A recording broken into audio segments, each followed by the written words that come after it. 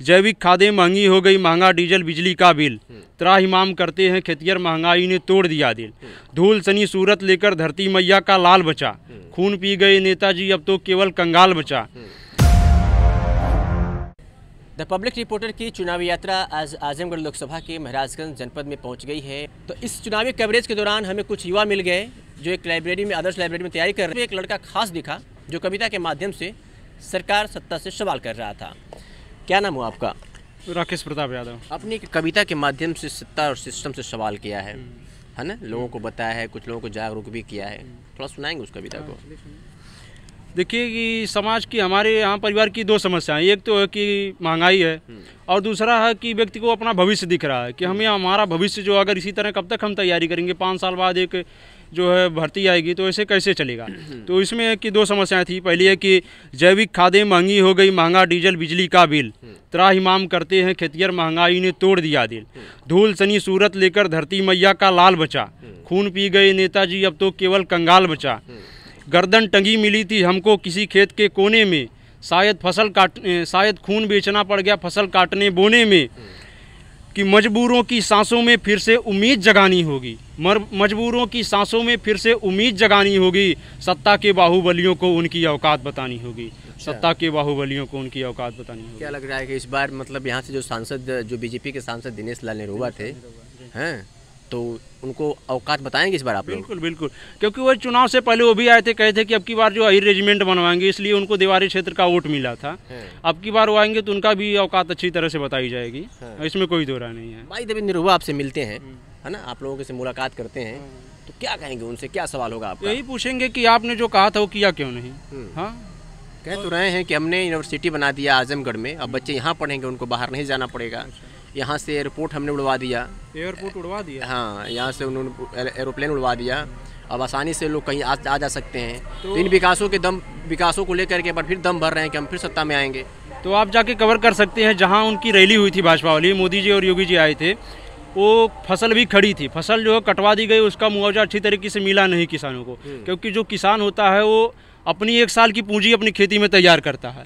अब अगर उसको जो है 600 रुपये 500 रुपये बीसा के सरसों काट करके पैसे दे देंगे तो उसका 1 साल कैसे 500 रुपये में हो पाएगा। हाँ, तो आप ही समझ सकते हैं, दीपावली पर जो है दिया सरसों का तेल का बनाया जाता है, अब उसकी सरसों काट दिए हरी, 500 रुपये उसे दे दिए हैं, कैसे मनाएगा दिवाली, आप ही बता सकते हैं। वहाँ पर भी धोखा हुआ है। हाँ बिल्कुल बिल्कुल, आप कहीं भी जाइए हर जगह धोखा ही हुआ है। हाँ, अगली लाइन क्या है कविता की? अगली लाइन यही थी, रुकिए सुनाते हैं आपको। अगली लाइन थी जो है बेरोजगार युवाओं के लिए, कि जैसे कि हम कितनी भी तैयारी कर रहे हैं उसके बाद भी पेपर लीक हो जा रहा है। तो दुराचार के पोषक बैठे हैं संसद की सीढ़ी पर, रोजगार का संकट छाया आने वाली पीढ़ी पर, गड़बड़ झाला निकल रहा है इम्तिहान परिणामों में, बुद्धिजीवी व्यस्त हो गए हैं अपने अपने कामों में, बड़े बड़े वादों की फाइल काले चूहे कुतर गए, कलम चलाने वाले बच्चे धरना देने उतर गए। बड़े बड़े वादों की फाइल काले चूहे कुतर गए, कलम चलाने वाले बच्चे धरना देने उतर गए।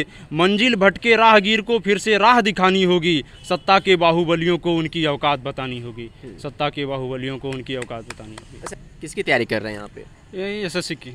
अच्छा, क्या कुछ फ़ायदा है तैयारी कर रही है? तैयारी में यही देखिए कि वैकेंसियाँ तो आ रही हैं, कम आ रही हैं, कंपटीशन ज़्यादा है, और ऊपर से जो है ज़्यादा जनसंख्या भी है, इतना लेट आ रही है, और जो पढ़ने वाले लड़के हैं वो पीछे रह जा रहे हैं, जो ना पढ़ने वाले हैं पेपर आउट करवा दे रहे हैं, इसी का दुख है। पेपर लीक हो जा रहा है? पेपर लीक हो जा रहा है। कब से तैयारी कर रहे हैं? कब से? 2 साल हो गए।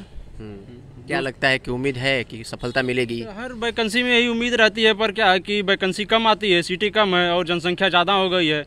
अब यही यूपीपी वाला ही देख लीजिए, 5 साल बाद आई है, तो 5 साल से जितने बच्चे तैयार हुए थे सब इसमें जो अप्लाई किए हैं, पहले तो धरना दे करके जो है सीटें बढ़वाए थे, उम्र बढ़वाए थे, और उसके बाद सभी लोग जब आवेदन किए तो 50 लाख फॉर्म पड़ गया। अब 50 लाख में अगर मान लीजिए 1 लाख भी तैयारी करने वाले अच्छे से रहे होते हैं, 50 लाख में से अगर 1 लाख भी तैयारी करने वाले हैं, तब भी तो इनकी 60,000 ही पोस्ट थी, कम पड़ जाती। ये भी 60,000 में ऊपर से जो है पेपर आउट करवा दिए, और जो तैयारी करने वाले हैं वे पीछे रह जा रहे हैं, जो पेपर आउट करवा दे रहे हैं उनका सिलेक्शन होने के कगार पे था।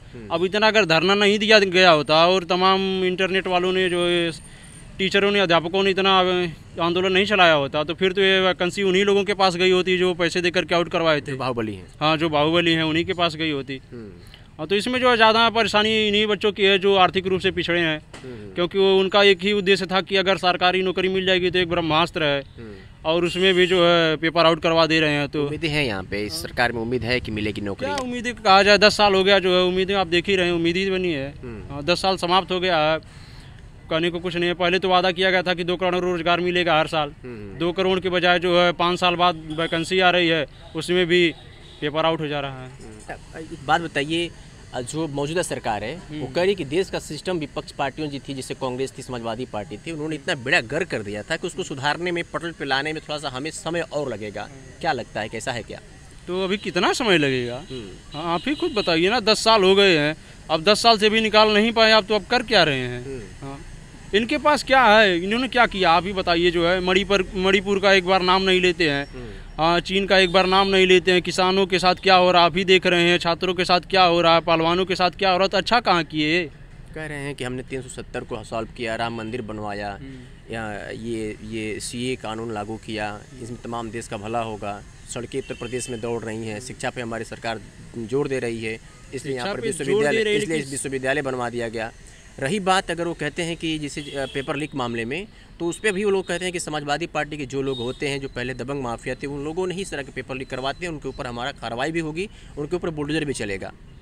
तो योगी सीएम योगी ने तो कहा है कि युवाओं के साथ, उनके भविष्य के साथ खिलवाड़ करने वालों को बख्शा नहीं जाएगा। तो अब तक कहाँ थे? 5 साल से जो वैकेंसी नहीं आ रही थी, तब कहाँ थे ये? तब उनको युवाओं का जो है नहीं दिखा कुछ। कहते हैं कि पढ़ते लिखते नहीं लोग, पढ़े लिखे लोग नहीं हैं आप। हाँ, तो उन्हें पता चलना चाहिए ना कि देश का युवा क्या कर रहा है। जब वैकेंसी नहीं लाएंगे तो क्या होगा? 50 लाख फॉर्म कैसे पढ़े, बिना पढ़े हुए? हाँ, 60,000 पोस्ट में 50 लाख फॉर्म पड़े हैं, तो बिना पढ़े लिखे लोग जो है फार्म भरे हैं। आप खुद बताइए। चलिए अगली लाइन सुनाइए कविता के माध्यम से, क्या कहें अगली लाइन में, क्या आपने बताया है?